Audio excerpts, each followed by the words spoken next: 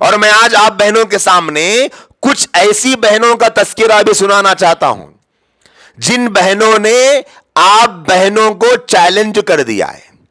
کس چیز کا چیلنج؟ آج ہمارے معاشرے میں جو مسلمان بہنیں عام طور پر مسلم گھرانوں میں ہیں, ان کا ذہن کیا بنا ہوا ہے؟ دیکھو بھائی, ہمارا جو زندگی گزارنے کا مقصد ہے وہ تو کیا ہے معلوم ہی ہے, شوہر کو دیکھنا, بچوں کو دیکھنا, ساس سسرے رہے تو ان کو دیکھنا, گھر بار دیکھنا, پکانا کرنا, اتنے سب میں زندگی پوری ختم ہو جا رہی. ہم لوگ 5 وقت کی نماز بھی پڑھ لی ہے تو بہت ہے, بلکہ ایسا سمجھ رہے آج کل کے بہنا.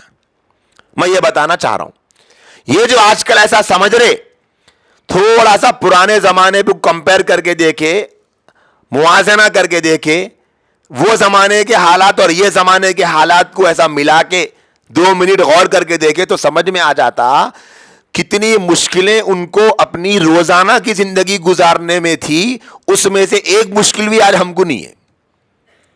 کھانا پکانے کا مسئلہ, سالن بنانے کا مسئلہ, لائٹ کا مسئلہ, کپڑے دھونے کا مسئلہ, اب تو برتن دھونے کی مشینیں بھی آ گئے. کوئی ایک پریشانی ہے کچھ؟ آج سب مسئلے حل ہو گئے, سب مسئلے حل ہو گئے.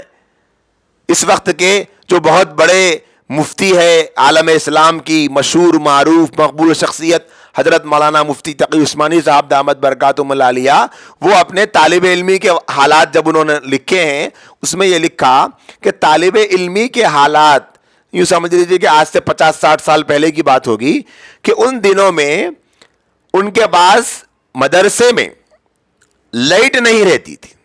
لالٹین جو ہوتا تھا نا, وہ لالٹین لگا کر اس کے اطراف میں بچے بیٹھ کے پڑھتے تھے. ویسے اندھیرے میں پڑھ رہی, وہ لائٹ رہی تو پڑھنا, وہ لائٹ نہیں رہی تو نہیں پڑھ سکتے تھے. ایک مثال دیا, ہمیں بہت سے واقعات ہیں, ہمارا وہ موضوع نہیں ہے. الحمدللہ آج بہت راحتیں ہیں, ہر کام میں راحتیں. لیکن ہوا کیا, ایک غلطی ہمارے اس وقت کے معاشرے میں جو ہوئی ہے وہ یہ ہے کہ آج ہمارے 50-60 سال پہلے سے جو ماں باپ, جو جنریشن چلتی ہوئی آ رہی ہے, انہوں نے انگریزی تعلیم کو سکھانا ہی زندگی کی ضرورت سمجھ لیا. اس کو نہیں سکھانا چاہیے, میں یہ نہیں کہہ رہا, اسی کو سکھانا سب کچھ سمجھ لیا, جس کی وجہ سے گھرانوں میں لڑکیوں کے اندر سے دین ختم ہو گیا. انہیں کچھ پتہ ہی نہیں ہے.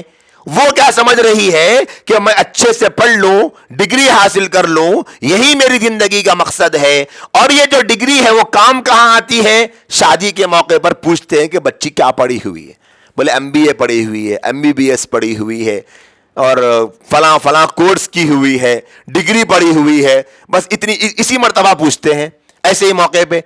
اب اگر کہیں پر کوئی جاب وغیرہ کروانا چاہ رہا ہے, حالات ہے, مجبوری ہے, تو مسئلہ معلوم کر کے اگر جاب کی ضرورت پڑ گئی تو وہاں پوچھتے ہیں کیا پڑھے ہوئے ہیں. لیکن اب گھر میں بچہ رو رہا ہے, مثال کے طور پہ شادی ہو گئی لڑکی کی, بچہ رو رہا ہے, تو اب بچے کے سامنے اماں کہے گی خاموش ہو جا بیٹے, تیرے امی ڈگری پڑھے ہوئے ہیں, تیرے امی MBBS پڑھے ہوئے ہیں, کچھ کام آئے گا یہ؟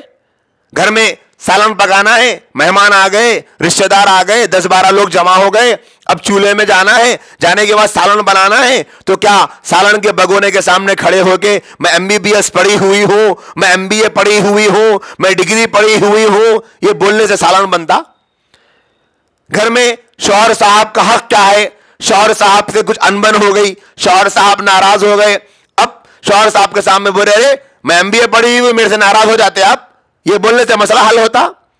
گھر میں ننند کے ساتھ, جٹھانی کے ساتھ, دیورانی کے ساتھ, اور جو لڑکیاں نوجوان ہیں وہ بھاوجوں کے ساتھ شادی ہو گئی, ساس کے ساتھ, سسر کے ساتھ, سسرالی رشتہ داروں کے ساتھ کیسے ڈیل کرنا, کیا معاشرت ہے, کیا دین ہے, کیا اسلام ہے, کیا قرآن بتاتا, کیا حدیث بتاتی, یہ نہیں معلوم ہے. یہ جو ڈگری ہے کیا کام آتی؟ ساس کے سامنے بولے دیکھو جی میں MBA پڑھی وہ میرے کو کچھ بھی نہیں بولنا, میں انجینئرنگ پڑھی وہ میرے کو نہیں بولنا, میں ڈگری پڑھی ہوئی میرے کو نہیں بولنا, میں نرسنگ کا کورس کری ہوئی میرے کو نہیں بولنا کچھ بھی.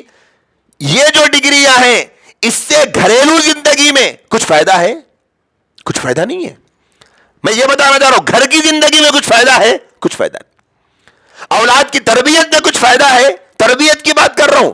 بچے اسکول پڑھ رہے, A for apple, B for bye, C for cat, D for dog, وہ سکھانے میں تو مدد ملتی, اس میں کوئی شک نہیں, لیکن تربیت کے سلسلے میں کچھ فائدہ ہے؟ ایسا کچھ ہے کیا کہ اگر اماں ڈگری پڑھی ہوئی ہے تو بچہ آٹومیٹک اخلاق والا بن جاتا، بچے کے منہ سے پھول جھڑتے؟ ایسا کچھ ہے کیا؟ کچھ بھی نہیں۔ یہ جو تعلیم تھی، اس تعلیم پر اتنا فوکس کیا مسلمانوں نے، وہ جو پہلے زمانے کی عورتیں جو قرآن سکھاتی تھی، حدیث سکھاتی تھی، تفسیر سکھاتی تھی، دین کا علم سکھاتی تھی، اللہ کے رسول کے احکامات سکھاتی تھی، اپنے بچوں کی تربیت کرتی تھی، اپنے گھرانوں کو سدھارا کرتی تھی، شرابی شوہروں کو سدھارا کرتی تھی، جواری شوہروں کو سدھارا کرتی تھی، گھرانوں کا ماحول بدلا کرتی تھی، انقلاب برپا کرتی تھی، لوگوں کی زندگیوں میں تبدیلیاں لایا کرتی تھی، عورتوں کی زندگی کو دیکھ کر گھرانوں کے گھرانے بدلا کرتے تھے، وہ سب ختم کر دیا اس انگریزی تعلیم نے۔ اور میں پھر کہنا چاہتا ہوں، یہ قصور انگریزی تعلیم کا نہیں، یہ قصور ماں باپ کی سوچ کا ہے۔ آپ ایم بی بی ایس پڑھاؤ، ایم بی اے پڑھاؤ، انجینئرنگ پڑھاؤ، ایم اے کراؤ، ڈگری پڑھاؤ، جو کرانا ہے کراؤ، بی فارمیسی کراؤ، لیکن قرآن سکھانے کے ساتھ، دین سکھانے کے ساتھ، اسلام سکھانے کے ساتھ، تو کیا ہوگا؟ بچے کبھی نہیں بگڑیں گے، کبھی نہیں بگڑیں گے بچے۔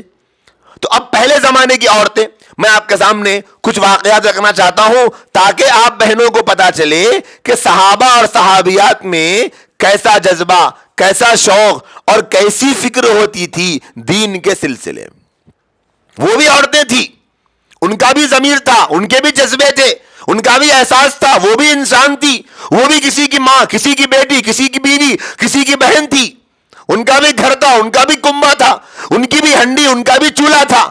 لیکن آج جو ہمارے معاشرے میں ذہن بن گیا، عورتوں کا کوئی کام نہیں ہے صاحب، اچھا پکا کے کھلا رہے تو وہ بہت احسان کر رہی، یہ غلط فہمی اللہ کرے آج کی اس مجلس میں دور ہو جائے۔